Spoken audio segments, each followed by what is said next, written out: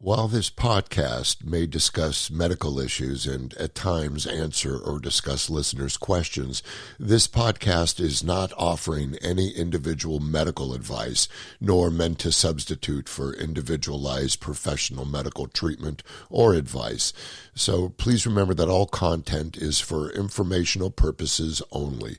And please consult with your own healthcare provider for your own issues and diagnosis. If you think you may have a medical emergency, do the right thing and call your doctor or go to a local emergency room or call 911 immediately.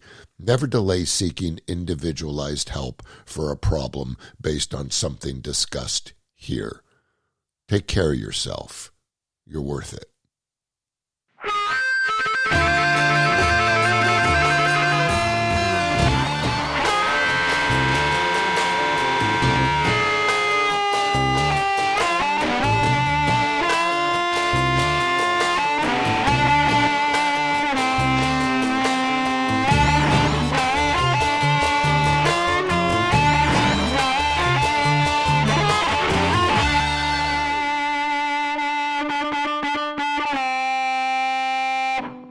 You gotta love that mouth harp, everybody. Welcome to the first episode of No Prisoners.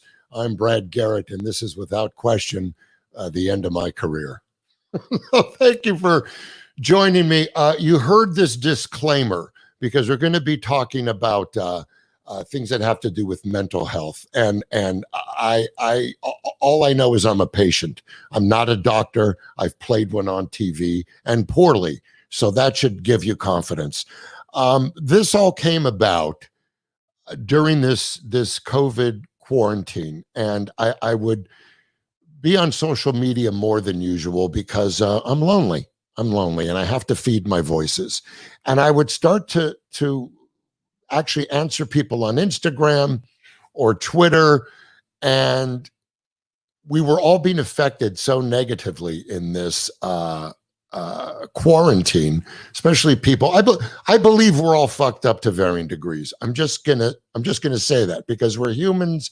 We have baggage. We're raised with shit. We either decide to deal with it, or we hide it, or we numb it, or we find a way to just white knuckle our lives. And the more I talk to people, my friends, my relatives, people on Instagram, the 28 followers that are nice enough to see how I'm doing, I would talk to them, and the world is in a state where depression, anxiety, addiction, all of that stuff is now amplified and magnified because we're in an environment, we're in a world that we've never had to deal with.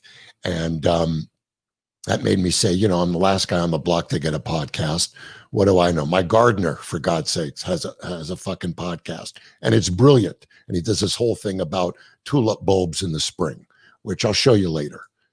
But it made me say, you know what? I don't have many celebrity friends. Do we really need to hear from more celebrities and their movies and their books and their TV shows or their concerts? What if we get real people to talk about real shit? Because I know I'm dealing with mine.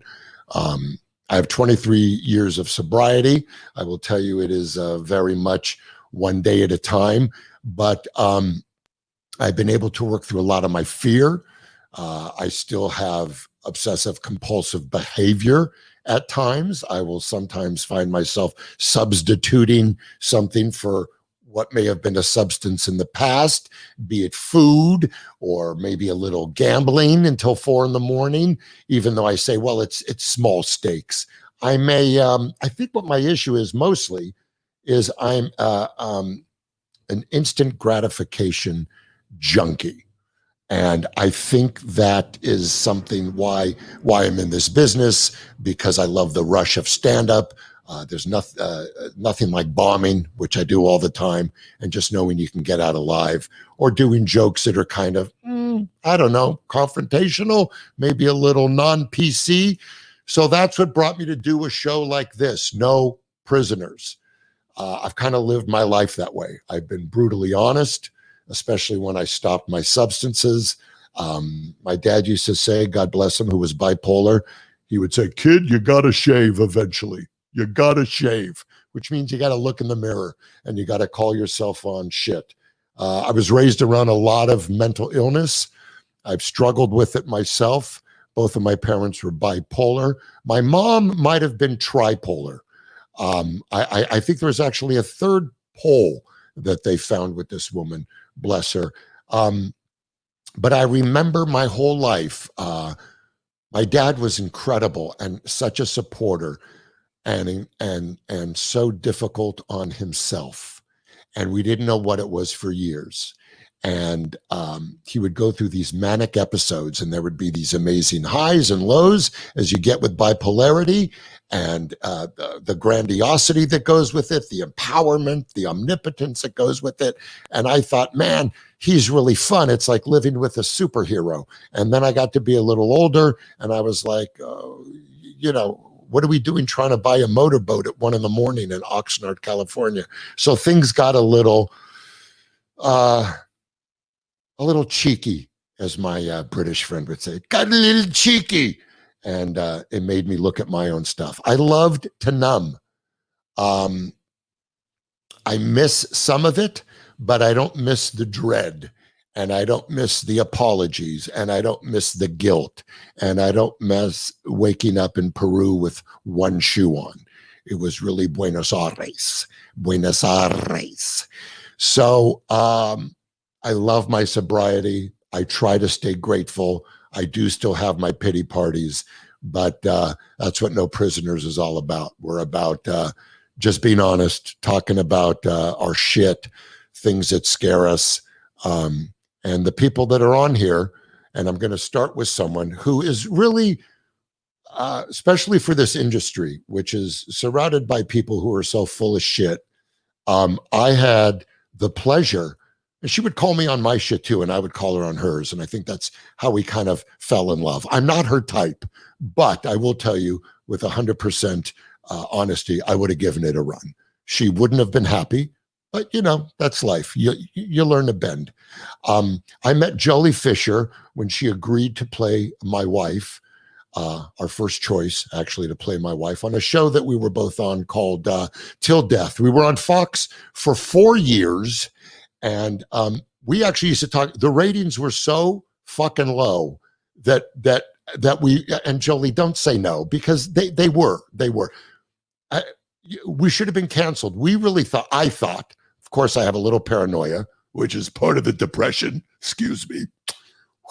We really thought for a minute that Fox forgot we were on the air, and we would joke about it. Jolie and I, we would go out to lunch, and she would say, don't touch me. It's not a problem. That's why we're at the counter.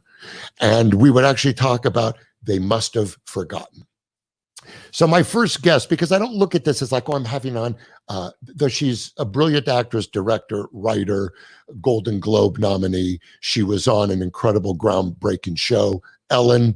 We're not going to talk about Ellen because she's kind of a douchebag, but we are going to. It's okay. It's okay. No. You want to know something? It's okay. I have 9 followers. Now I got 7. When I end up saying that I believe Jesus was either black or brown, and I have proof, then I'll have 4 people. And I don't care. It's about mental wellness. No prisoners. We talk about it. Here she is, activist, mommy of 3 beautiful daughters and a very average looking husband. And I say that because he's too handsome. The woman I should have married, Carrie Fisher. How are you? Good. How are you? Hi. I love that. I love that ramp up. Oh, there you are. Did you me? like? Well, I know. I got to get your stuff right because I know you. Because I'll correct you right when I get here. Of course. My God, you look good. Now you didn't go through the works before that, did you? Because you look like. This is all me, babe. I wake up like this. Do you really? And tell me about the garage sale behind you. You have what is it? How much for the Howdy Doody doll? There's the bartender. The bartender's right here. Oh my God, I had one of those. Did he smoke? And he mixes drinks. It's fabulous. Yeah, I had one of those when I was a kid. See, that's why I became an alcoholic. One of my first gifts, not a rocket or a mechanical car. My mom was like, "Here's a bartender. Now, don't wake me." My mom. Now, I thanks for being on. My pleasure. You know I adore you. We're talking about addiction is really kind of our first, I know, right? Is really our topic. That doesn't mean that the callers and the other people we'll be talking to can't talk about other things, because a lot of things go with addiction. And you were raised in a very famous family.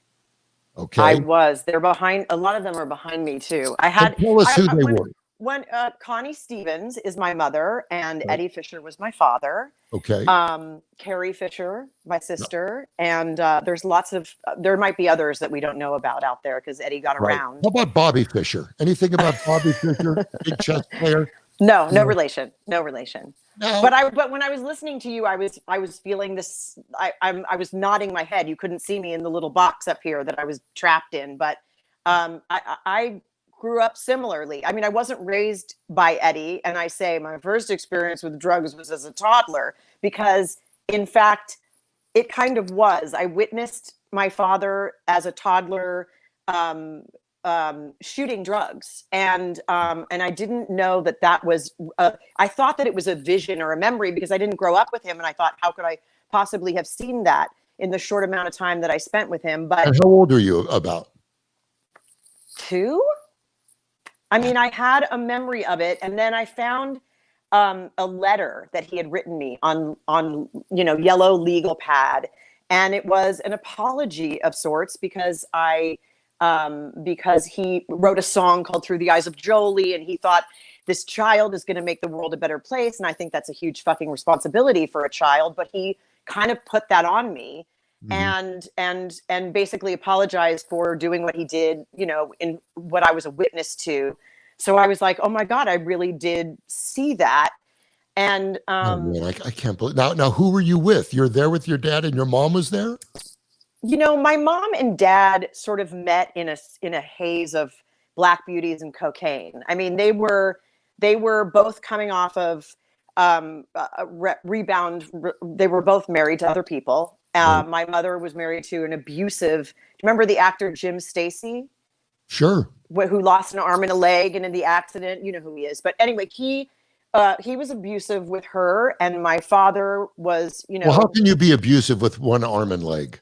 I mean, come on. He still had all of his limbs when he was I'm married sorry. to my mother. I'm just trying to find. It's got to be some humor. You know what I mean? I'm not not fucking Dr. Phil. I hear you. I hear you. Chicken. I've always tried to find the funny in all of it. Thank you. And Eddie had been fired by Liz, and Liz ran to the arms of Dick and Burton. And then, so Eddie, I think they met in like the first class lounge in JFK or the Plaza Hotel or somewhere like that. Yeah.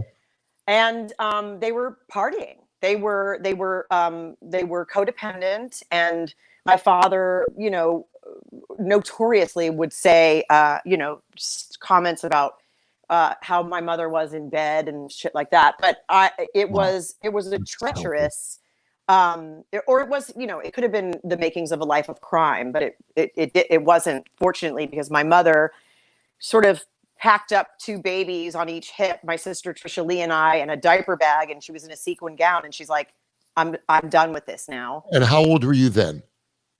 My sister was we were toddlers. My sister was an infant. And then she divorced him, or she left him, and then how long until you had anything to do with him? When I was 16, I was going to school in Europe, and I said to my mom, I'm going to go stay with my dad. And she was like, you should probably call him first. I mean, we saw him from time to time. Like, he showed up loaded one time to take us to a Dodger game because, gosh, we loved baseball. I mean, it was like the most bizarre thing. And he's like in a white Cadillac and just all coked up or whatever he was at the time. And your mom let you go with him, and she knew all of this? I want to absolve her of responsibility. I think she was trying to. I don't know that part. Yes, she did, and we got in a car accident. So there's that. My father was really absent. My mom would go in the other room and say, it's Jolie's birthday. You might want to give her a call. And then there were times where there was just no communication at all. And at 16 years old, I went to New York and I said, can I stay with you? She kind of showed up on his doorstep, and he was again loaded and stayed on up heroin, right? he was a speedball guy. So that's Oh, a combination of heroin and cocaine, which is okay. Was he festive. working still? Was he working when you went to him at 16? Or? Yeah, he wasn't working at that time. He was holed up with his girlfriend at the time, and would give me a couple $100 and let me go wander the streets and go visit friends, and not wander the streets, but you know what I mean? Like, Sure. I was like, he couldn't parent me. How was he going to suddenly parent me, especially when you don't have your wits about you? And he was with Lynn Davis, who became Lynn Lear and has been married to Norman Lear for 107 years now. But he dedicated his first book to her and spelt my sister's name wrong. I mean, it was like he was loaded. Yeah. But I forced my way into a relationship with him. And it actually, I saw this video the other day, because this is how my life played out. We were on Geraldo. You saw that. Eddie and Connie Amazing. On a double bill playing music tents or theaters in the round one summer. And I sang backgrounds from my mom, and I was in the audience, and they came to me, of course, and he made me sing. It was like, it was such a magical thing for me to see, because I kind of had forgotten that moment. But in the clip, I say, I reached for Eddie at 16 and developed a relationship, which was true. I ended up traveling with him. And was he high through all that? Was he still using through all of that? I don't think he was so much then. I think he, I think he probably took pills and smoked some pot and stuff like that. I don't think he was using at that age the harder stuff. Did you ever talk to him about that? I mean, did you ever say, look, I saw you shooting up. I was a toddler. What was there any type of closure or comeuppance, or did he ever get real about his addiction with you later in life? No. I mean, not really. I didn't request that of him. I was just happy to have pieces and You're moments. that unconditional. What's that? Are you that unconditional? I mean, I was a girl who wanted her daddy. That's what it was. Sure. And I was like, I get that. I'm going to get him for a moment, and I'm going to have his full attention.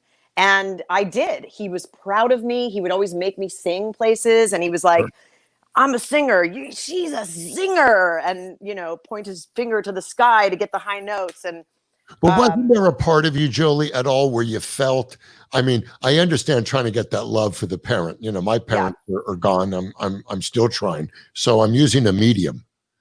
But we always try. But wasn't there a part of you, because you're so fearless about life and you're so honest. And one thing about Jolie, if you don't want the truth, she'll tell you it twice. And that's what I love about you.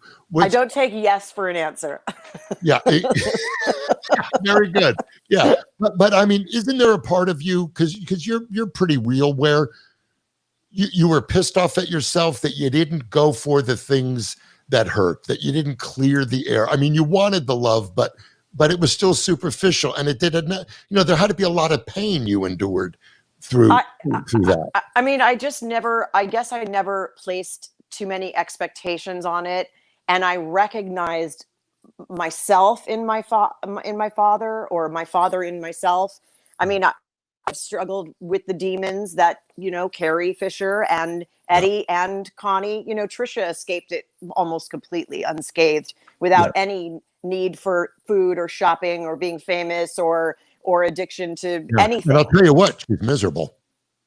She's miserable. And I've met her not happy. I mean, if you don't want food and shopping and addiction, why get out of bed?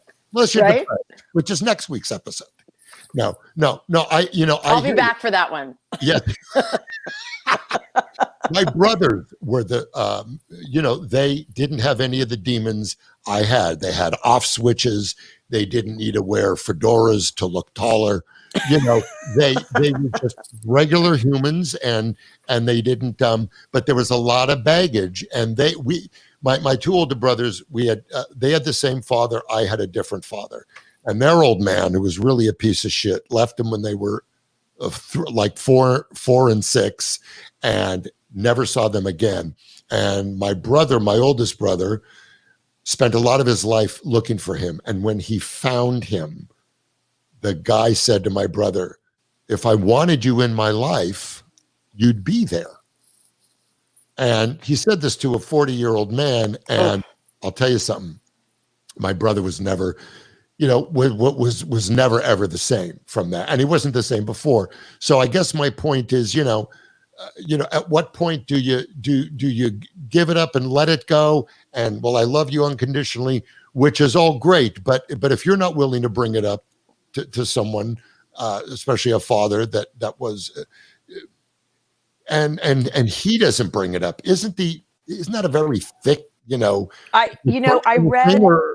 I read an interview with him since he's gone. I read this interview that I had never read about him coming to see me in Cabaret 9 times. You were amazing. I went once. Incredible. Didn't know you were big on the Nazis, but it was a wonderful play. No, but, I mean, good people on both sides, man. Good people on both sides. Yeah. Exactly. But he said in this interview that that he would sit there. He said, no amount of times could I go sit in the audience to make up for what a shitty father I was. And that, and that it just, because I had done it. That's before. huge. Yeah. In print. And so when I was doing the show in San Francisco for a couple of months, I did spend a lot of time with him and his then wife, who they're both gone.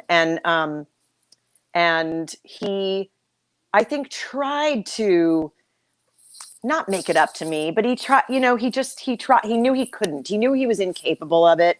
And that was okay. At this point, I had been married, then would have been, I was, well into a decade of marriage, now 24 years. I had no children yet. I had stepsons, but I hadn't given birth to my own child. And I think that's something that did during the show. And right in the show, right in there. Amazing. In the second act, we didn't know you were pregnant, and, you started crowning, and I went, wow, this is a cliffhanger. I mean, that was like, that was one of the darkest roles I've had to play. And I did play it for a year. And I was playing a junkie, and I kind of was a junkie. I mean, I was like thin. Were you a junkie then? Not a junkie. I'm just, I'm exaggerating. But yeah, we partied. We went out. Sure. I was like, I'm a Methodist actor, man. I hear you. And a lot of it with, it's like I have trouble to this day of turning off the brain. And after a show, there you are starring on Broadway. The show's over and you were on such an incredible high. And my thing was I chased that high. I couldn't be grateful enough that, okay, I just had, a good show or a concert or this. I had to recreate it. I want that high again. I want that high again. And we keep. I don't even know you not sober, by the way. Yeah, we never met that way. Yeah. Oh, I wish I knew you then. We'd have 9 kids. Yeah. Not really healthy ones, but we'd have 9. They would it'd be like a school of children. They'd all be connected one way or another by a long cord. But yes, I know you didn't, and we had such great time. I'm sorry about Carrie. That had to be rough. It was. It really, like I've said this. It really threw the earth off its axis for me, because what I didn't realize is how. I mean, I knew that she was important to me, but I didn't realize how deeply I would feel something like that. I mean, losing a sibling is. Yeah. It's just leveling. It's unfathomable. It's, the great, whatever. And I think there are people that have said, we could have lost her many, many, many times over the years. Yep. She never really was. I mean, she never really got a grip of that, right? I mean, from what I hear, that she was very good at cleaning it all up for a time. Rapidly, the kind of detoxy whatever, and working and writing and manic. And I saw both of those things. I saw the low, and I saw the crazy mania. Yeah. Was she bipolar? Yes. Okay. Did she admit it? Oh yeah. She was kind of a poster child for sort of wearing that. And that's hard to do too. That's to have that responsibility. Difficult. And what happened is, the whole world sort of was like, I say, you lost Princess Leia, I lost my mirror. And the whole world was like, she was bipolar and had addiction and all of this. And if Carrie Fisher can survive this, so can I. And then she didn't. So I think the world kind of had this collective and I mean, not that we don't have that with a lot of folks that we lose early in their life, but it was obviously super, just crazy making for me. Gotta be. Yeah. And, I mean, it is obviously it's a couple of years now and, things get easier and you talk about it and then it, something small will hit me like a ton of bricks, I wish that we would have Carrie's commentary on what's happening in the world today so much, there's the smartest person I ever met. I mean, fast. From the Edge. What a brilliant movie, book. And she was just so prolific and so terrific. And now I want to talk about your involvement with the Fisher Foundation, because that you're doing this, I got to tell you, is amazing. And tell us about the Fisher House. Well, the Fisher Foundation is sort of still in the making. Was my homage, my dream, my offering to the memory of my sister and my father, basically, to find a way to help young women or men or everybody. But at first it was that all these young women reached out to me that had mental health issues. And then I thought, well, gosh, some of them don't have insurance and they want to get help or they have kids and they are leaving abusive homes or whatever the case may be. Yeah. And they reached out to you? Yes, on social media. Got it. And so I'm like their space mom. I'm J Mama, and I'm and I'm trying to be all things to everybody, which is a huge responsibility, but I'm taking it on. So Alcott Center, which is here in Los Angeles, approached me forever, right? Yeah. They approached me to just to be a part of their board and gave me some freedom to have a fundraiser with them and have my book signing and all that kind of thing. And as I started to learn more about them, I was like, I have to get more involved in this. And the board decided that we would open up this house, and they have honored me by using my name, and it is operational already. It is the Fisher House for Alcott Center. And it's a 46 bed. It's in Los Angeles, in Mid-Wilshire, that kind of area. I think maybe I'm not supposed to say exactly where it is. I don't know. Okay. We need an address. Okay. We don't fuck around, Jolie. Okay. We need an address. This particular house is 46 beds. It's full in the time of COVID with men who are formerly incarcerated, who have addiction issues and mental health disorders, who are trying to reimmerse themselves in society, and the Alcott Center is doing that for them and with them. And they have, obviously group therapies and medical care and, people who would be homeless are. That's so incredible. I mean, we need so much. How do you choose who gets in? I mean, how does that work? I don't know. I mean, once it's full, it's full. You have to, I guess, apply or beds. Yeah. And the next one, I want Fisher houses all over. I want the next one, women. I want women to be able to bring a child if necessary, if they're trying to get out of an abusive situation. And I find that I'm just a warrior. I always have been. Yep. Even in my darkest times, like this is affecting me right now, what we're doing, what this, I don't want to say like whine from my, castle on the hill that I'm in jail. I will say though, that we've all my daughter came home from college. My husband's been working in Atlanta. That's why the marriage is working so well. Sure.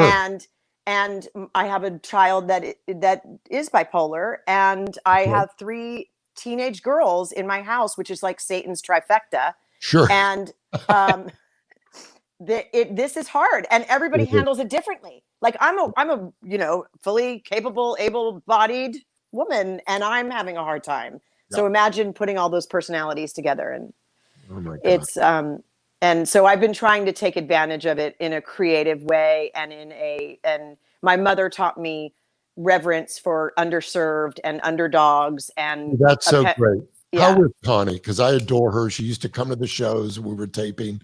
Such a good, classy, beautiful woman. How is she? She's good. She's okay. She's lonely in these times, and we go over there and we're like, we want to bubble wrap her, and not touch her. in case Yeah. she might get this thing that's going around. But Ugh. the other day she was just like, she said, will you just hold my hand? And it just like affected me so deeply that's what she wanted. She wanted touch, and she wanted to be held. And so I obliged with my mask. Yeah. Different times. I mean, we need more hearts like yours. I thank you. I miss you. I miss the creative connection, the fire we had on that stage. oh my God, did we laugh? Warrior. So many laughs. And if we ever went through them, and I remember the day that we hated the script so much that the cast and half of the crew went to the Beverly Hills Hotel and for had a smart lunch. That's right, for a smart lunch. That's right. And the network was like, where is everyone? What? Yeah.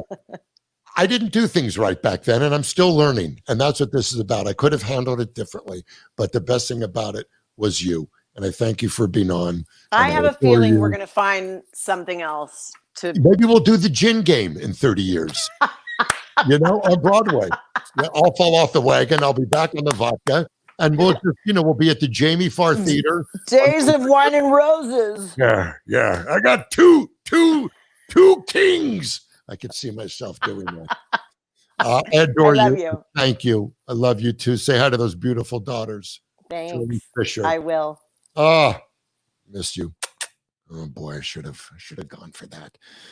What a perfect segue to my next guest, Mr. Kirk Sonos. And I got turned on to Kirk by his amazing photography. That somebody sent me a picture from his Instagram at the height of the Black Lives Matter protests in downtown LA, where my daughter lives and was involved in them as well. And I'm so proud. And I looked at this gut-wrenching journalistic photo of what appeared to be a homeless gentleman in a wheelchair, bleeding profusely from the face, who was hit with rubber bullets by the LAPD. And I just started following Kirk and found his photography really brilliant. I collect photography. I wish I was a photographer. And then I got to know a little bit about him through his Instagram, and what an activist that he is. Let's show that photo that made me say to my producer,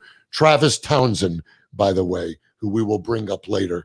Look, here is this photo of this gentleman, bleeding profusely, so close to the officers. Let's bring in Kirk. Mr. Sonos, welcome. Thank you.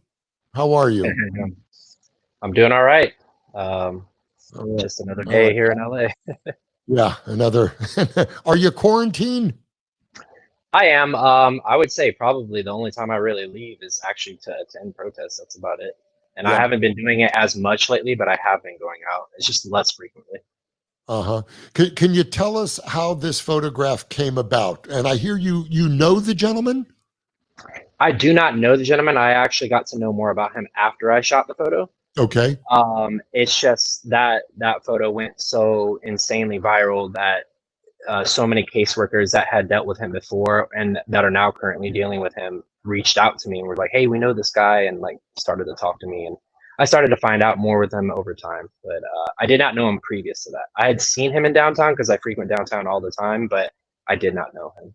Now, did you watch this horrific incident unfold, or when you found this gentleman, had it already happened? Was he already bleeding like that? Both, kind of. So I'm not gonna sit here and say I watched the exact moment that the bullet struck him in the face and everything. Okay. It was actually quite odd because I was taking photos, but I wasn't aware that Charf, which is the homeless individual's name, I wasn't aware that he had gotten shot in the face. It wasn't until after the arrest had happened that my friend that was with me is like, hey, did you see the homeless guy that got shot in the face? And I was like, wait, what? And he's like, yeah, the rubber bullets, he got shot directly in the face. And that's when I went to go review the photos that I had taken for the day, and I happened to capture it. I had initially started taking photos because officers had started firing, And I was like, oh yeah, this is the perfect time to be taking photos in case anything goes wrong. I have photo evidence of, what happened. And lo and behold, that's exactly what happened. But yeah, so they're basically boxing us in. It's a tactic they use pretty commonly when they're trying to arrest protesters. Would be my second night in a row actually getting arrested by LAPD. And what prompted you to protest? Where are you emotionally in this systemic racism that just has never not been here, and now I think is coming out of the woodwork, because for the first time I feel that racists have a leader that makes it okay. I said I wouldn't get political, but a lot of the time I'm full of shit. But it seems like the world is purging. But it's between the pandemic, between the racial complications that have been here forever. Everything at once is just starting to come to a head, and I think it's causing an incredible amount of fear and anxiety and hope. It's like I'm watching these protests and I'm like, okay, I'm seeing people I wouldn't have seen march 10 years ago. I'm seeing a propensity of all different kinds of minorities coming forward. Where do you see it going, and why did you get involved? That's interesting that you say that, because if this were to be happening 10 years ago, I don't know if I'd be a part of these marches. I don't know if I'd be. How old are you? I'm now 30. Okay. But if it was 10 years ago, I'd be 20. So. And why wouldn't you have been in it 10 years ago? Not that I would be opposed to it, but there's so many things that I have learned over the years, and how things work and how things are affected, that I can't ignore these things anymore. And as you can tell, like I'm a white male in America. I have the least amount of things to worry about. I don't think about these things until it's said to me the right way, or it has to be brought to my attention, kind of thing.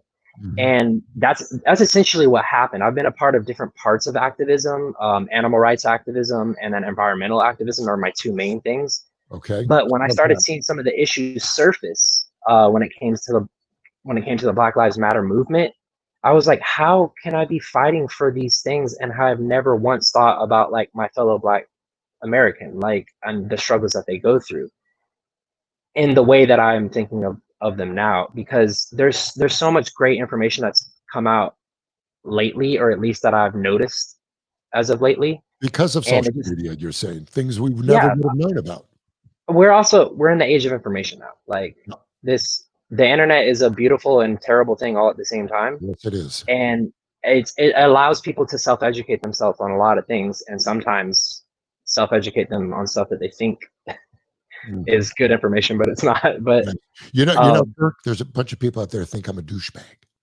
So I'm sure there's people that think the same for me because of that photo. Think so. No, I don't think so. So when you decided, okay, I'm protesting, what was the moment where you said, that's it, I'm out there? I mean, you're a white, you're not, you say you're a white guy, but you're not, I mean, you got something, right?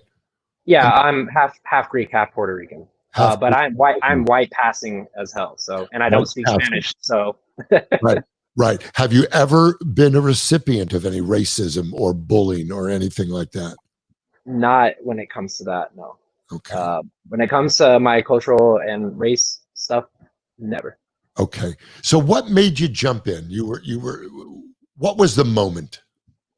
I guess seeing the video, and I've to this day have not finished the video because it's something I can't, like, I mean, I guess I could, but I don't want to.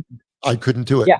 I have not seen it. I swear. I've maybe seen 2 or 3 minutes. I've seen 2 or 3 minutes of it, maybe. Me too. And I was like, that's enough for me to know. That's enough. And you hit the streets and you found yourself in this incredible movement. Where's it going to go? What do you hope happens? I hope that it incites major systemic change inside of the U.S. And for those that think it's not happening, there's been so many things that have happened since the protests have started that I would highly question would have ever have happened if the protests would have never started.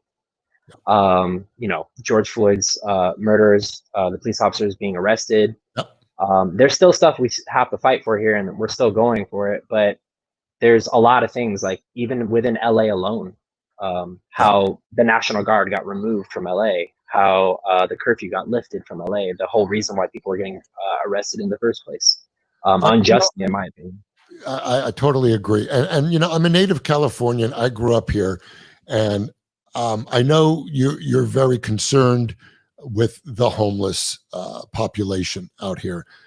Me being born and raised out here, and my daughter lives downtown, and when I go see her, I can't believe that a country with this type of mass of wealth has such a home, and you know, they really don't give a shit.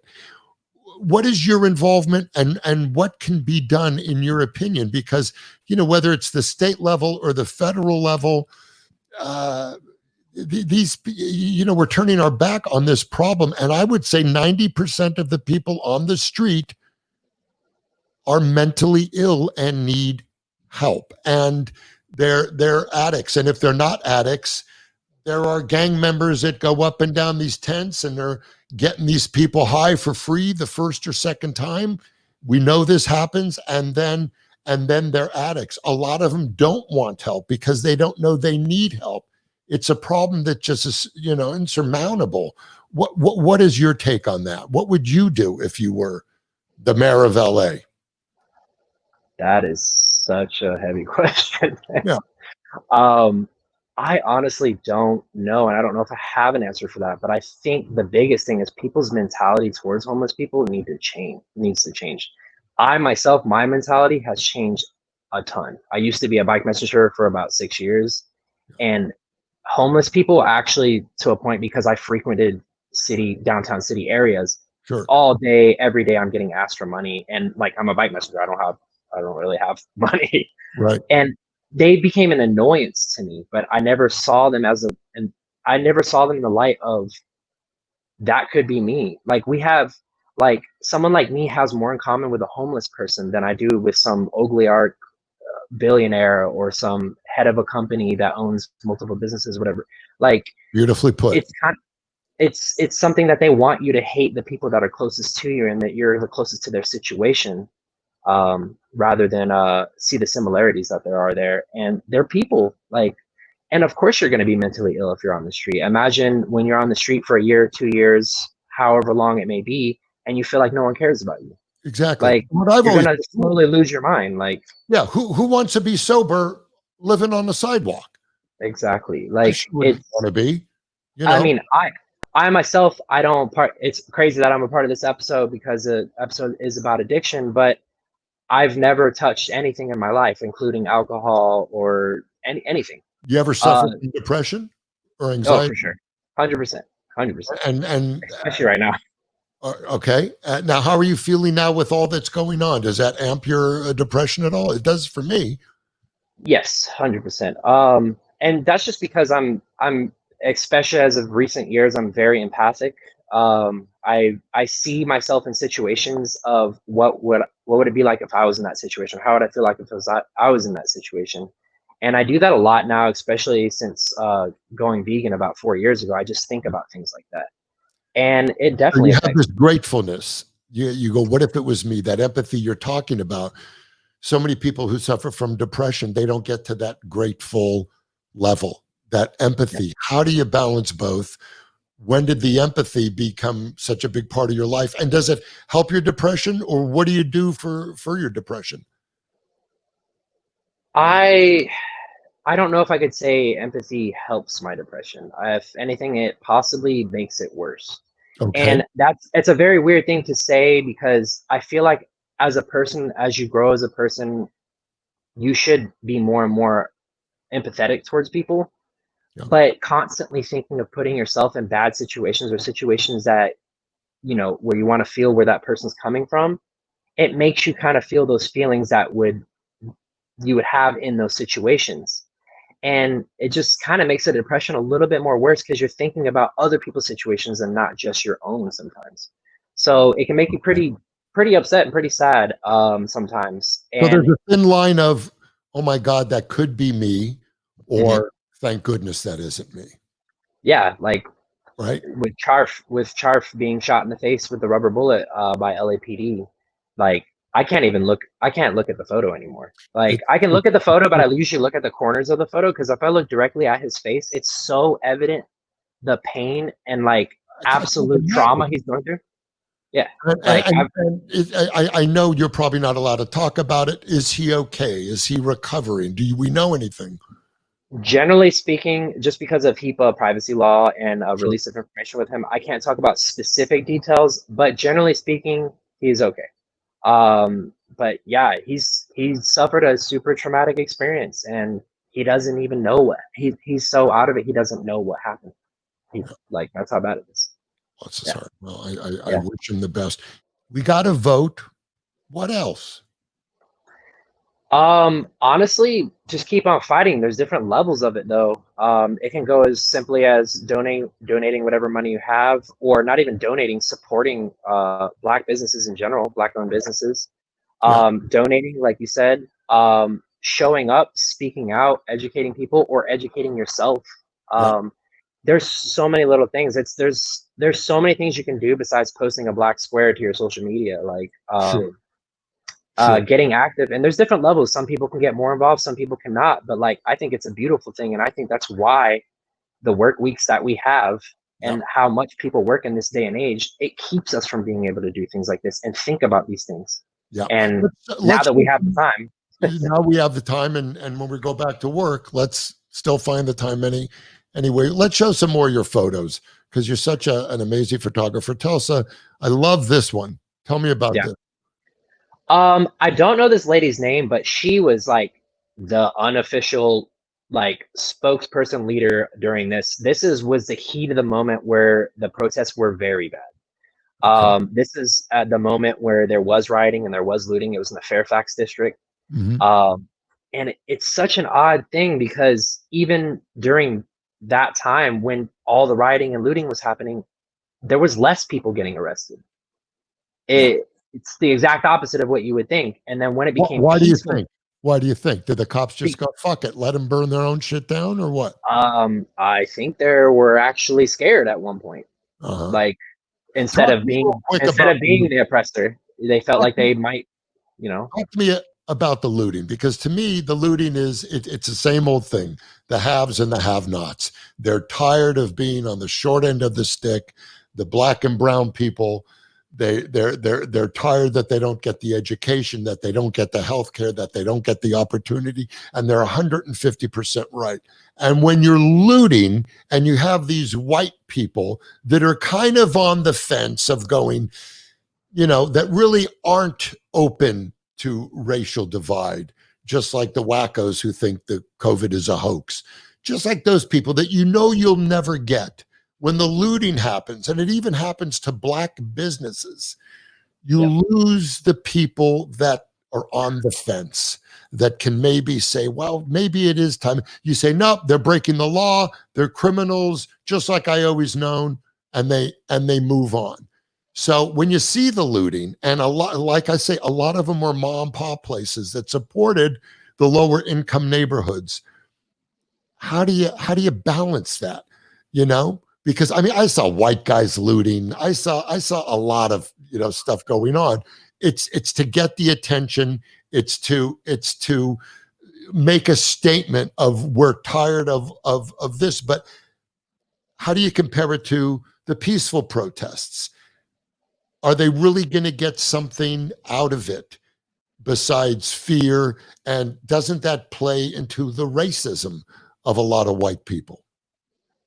Well, a few things to hit there, but if you look at the history, don't get me wrong, I don't necessarily support the idea of getting violent and looting and rioting, but I know that it exists, and I understand the reason why it happens. Right. Now, that same person that wants to make an excuse of like, oh, I don't know if I want to support this, or I don't know if this is right for me to be actively anti-racist or to support Black Lives Matter because they're looting and rioting. But meanwhile, they still support their sports team that just went rioting in the streets because their team lost. So, great point, man. You speak the truth, Kirk. People will apply certain things to excuse their bad behavior or stuff Sure. that, you know, it's not the right mentality to have. But rioting. in the history of the US, when something like huge like this, when you're fighting for civil rights or people are trying to fight for their freedoms and their rights and against injustice, there has almost always, like, there's statistically almost always has been rioting or looting. Sure. Boston Tea Party, the civil rights movement. Sure. Just go back as far as you want to go. You can look this up. There's like a Wikipedia page like dedicated to all the riots and looting that have happened in history that have led, because what happens is people won't pay attention until they're inconvenienced. Then when people are inconvenienced or something has a shock factor enough to capture their attention, it's kind of hard to get people's attention when you're just politely and peacefully on the sidewalk. Sure. Like, hey, Black Lives Matter. And I get that. I mean, you know, I saw the looting, and it's, you know, I had some friends' stores that were looted that were unbelievable people that gave back to the community. It's just, you know, it becomes an all or nothing thing. And but then again, it has to happen. But a couple white guys talking about it, it's interesting, and you're bringing up some great points. And man, you really seem to have your shit together. You really do. Show Travis, who's our producer, and also wrote that great intro, and that's him playing the harmonica. Travis Townsend is my partner in crime in this. Let's show one more of Kirk's pictures, and then we'll take one of our callers. Yes, this photo right here is actually probably my, if we want to use the term successful photo during the protests, this is probably the next one besides the one of Charf being shot in the face that really kind of went out there. I love that.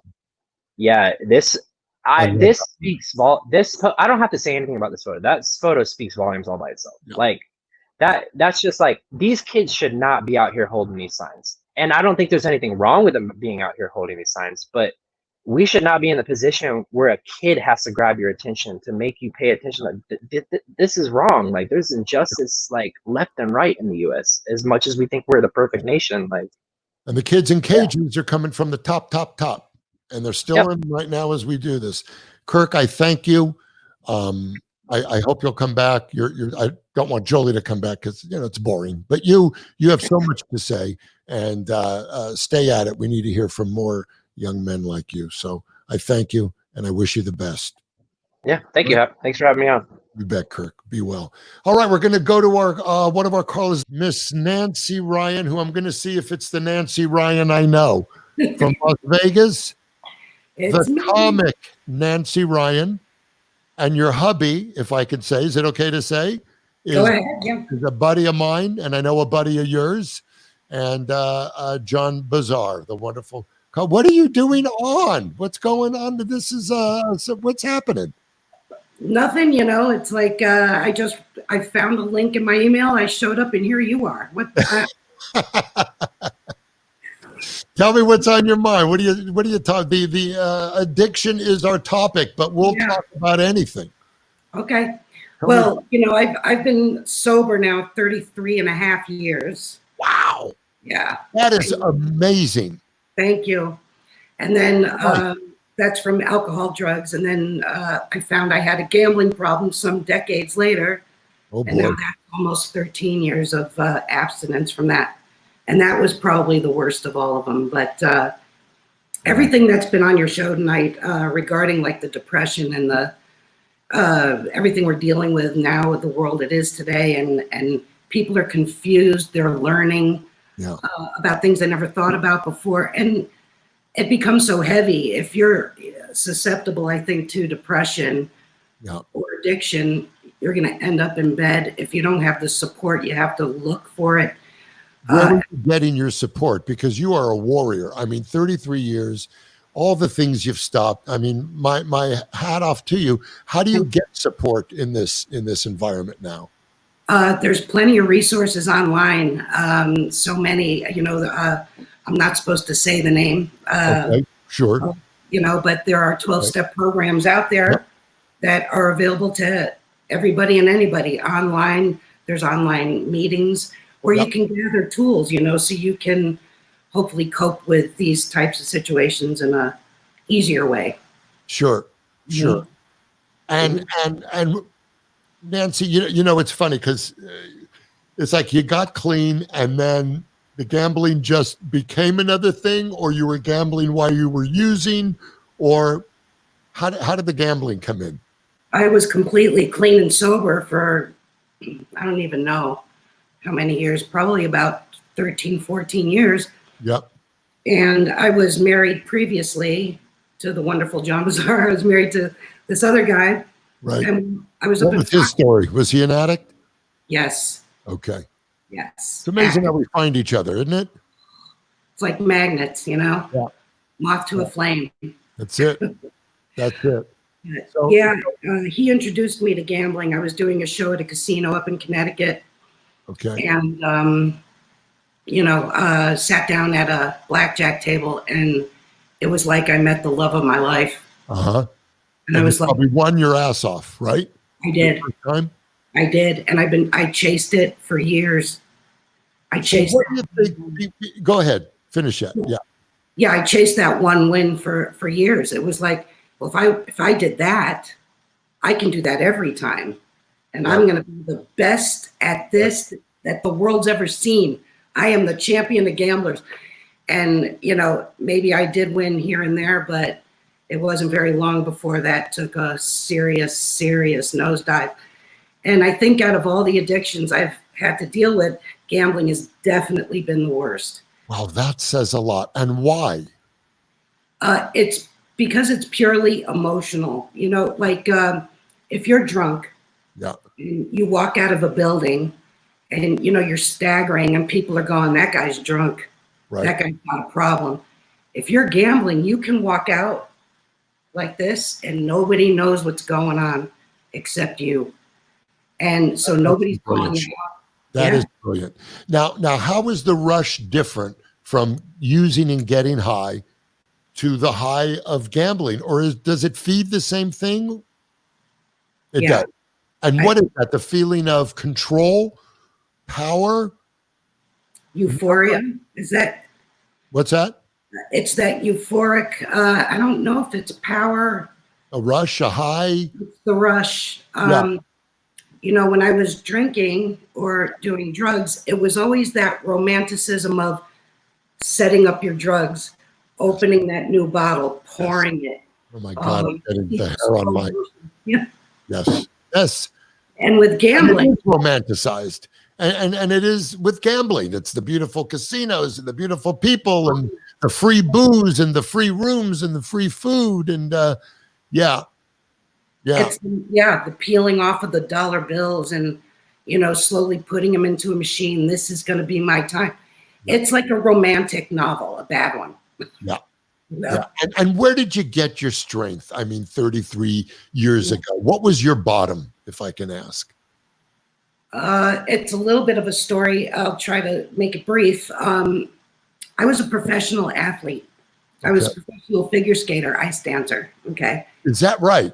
It is right. Where at? Like I was in New York. I was training out in New York. Okay. New Jersey, Connecticut. Yep. And I was, actively using for many years. And while I was training. While you were skating. While I was skating. Okay. I was like that kid that people would go, wow, she's great. What a shame. It would always followed up with what a shame, How old were you at this time when you were using and skating? Oh, God. From ages, I started probably about 14, 15. What were you doing What were you doing at 14, 15? What was the... I was smoking a lot of weed and champagne. That's what started. Champagne will do it. Yeah. When they're out of cold duck, it's the champagne. Yeah. Or the Boone's Farm. Right. And just hiding out. Me and the rabbis were a few and wanted to be Sammy Davis Jr., Yeah, exactly. So you were 14. Did anyone in your family know you were getting high? No. No one. Your mom, your coach, no one. Mm-mm. Not as far as I know. Maybe they did. Nobody said anything. Did you skate better high? Oh, no. Okay. But you were still great. I would just go to the side of the boards and watch everybody else and, that kind of thing. Got it. And I would train harder when I needed to. It was just, And a lot of it came from just years of insecurity. Yep. Not believing in myself. Everything is bad. Everybody hates me. So why bother? Yep. I'd rather give up than fight. That kind of thing. And where did you find the courage 33 and a half years ago? Yeah. I was literally, my mother was, that's when she found out. I had gone on like a 10-day bender from my birthday, Yep. October 8th to October 18th. It was 10 days straight. Booze, Coke, what was it? Exactly. Yeah, because it was the 80s, man. Oh, yeah. Oh, yeah. So at the end of that, I was so sick. And my mother was dragging me to the car, trying to carry me to take me to the hospital. Because I was just, getting very, very sick every 5 minutes. I had nothing left to expel. Sure. And I was out on my way out. And I remember thinking to myself that this is the way my life is going to be. This is it. If things don't stop today, and the next day I didn't go to the hospital. I begged my mother, please, I promise. I was one of the lucky ones that was it. I was young. I was 86. I was 22 years old. And you just stopped. With help of, going Sure, to. of course. And it works. And to stop at that age, I mean, what a warrior, what a strength you had. Were you raised around addiction or alcohol or any of that? Not really. No, a lot of my habits were defense mechanisms to deal with the insecurity, the bullying. Yep. It was pretty brutal for me. The numbing, man. You just numb it. I couldn't. It works for a while. And then it turns on you. It sure does. Like, oh God, I wish I could be bullied right now because I'm fucking killing myself. I know. It's like your best friend, and then you have to cut that away. Get rid of your what you thought was your buddy. Okay. So let's say you're talking to a 20-year-old woman right now who's watching this and is an addict and feels that if she stops, she'll die. If she stops, she won't have a life. If she stops, she won't have friends. The fear alone will kill her. She's happier high. Her family doesn't care. She suffers anxiety, depression. I believe anxiety, depression, and substance. I don't think you can have one without the three. Hand in hand. Hand in hand. What would you tell that young lady right now? Oh, I would tell her that there is a better way, that you can live a really good life, a whole life. You can be who you want to be, who you see, who you've always hoped to be, that it doesn't have to be the way that you're living. It doesn't have to be that way anymore, and you will have friends. You'll have better friends that actually care. Girlfriend. Right? Friends are there even when you run out of shit. The real friends, right? Yeah. Yeah. That's amazing. We need warriors like you to come on it. That's why it's called No Prisoners, because it's that type of a thing. You got to really go for it and it was also the prison. I felt I was in prison so much of my life before I got clean. And I still battle with things. I still battle with emotional things and triggers and things that, get me going, or things that used to make me reach for something. And sometimes I'll reach for something, maybe extra this or extra food, or I'll buy something to fill that fucking big dark hole we all have. We all have that dark hole. How big is it is something else. What we fill it with is something else. But I think you and I that have, 56 years of sobriety between us. Yeah. When it ain't the good shit, we could fill that hole until we die, and we will, because we're filling it with shit that doesn't fill us. And it's okay. It's okay if it doesn't fill up. It's okay to have a little bit of room in there, It's just a matter of how you deal with it. Isn't it? It's okay. I'm a nut. And you're a comic. on top of, do you talk about this on stage? Do you get into any of that about, or do you not? I used to. Yeah. Sometimes, depending because of the nature of the show that I work on now. Sure. It's a little bit different, but yeah, I used to have a big chunk about it. Yeah, I used to say a little thing about it, but you work in Vegas and you talk about being sober, and you have 4 people in the front row that are crocked out of their minds, and they're like, "Oh, what the fuck? What am I going to do now?" And it's not like I have material, so I can't really go there. But listen, I do want to thank you and your husband John, because and I don't look. I'm doing a podcast. I'm going to get personal for a minute, but when my brother was sick, Paul, rest his soul, and he was dying of cancer, and you and John would now, did he bake that incredible baklava? Because that was my brother's favorite thing. He loved it, right? Yeah, and they loved each other, and I know a lot of John's goodness must come from his other half, and that is you. And I know how much he loves you, and you're a testament to everything we're trying to do on the show. I would love to have you back. I would love it anytime. I would love it, because you speak the truth, and what you say is so right on. Anytime. And I thank you. My love, my strength to both of you. Thanks. I hope Vegas opens up so we can hang out. That would be nice. And we're here for you. Yes, same here. All right. We love you. Love you, Nance. Bye. Love you, John, too. Thank you for being on the first podcast of No Prisoners. My thanks to the one and only Jolie Fisher and Kirk Sonos, and my man, Mr. Travis Townsend, our producer and our harmonica person. Stay well, look for mental wellness, and no prisoners. Okay, set yourself free.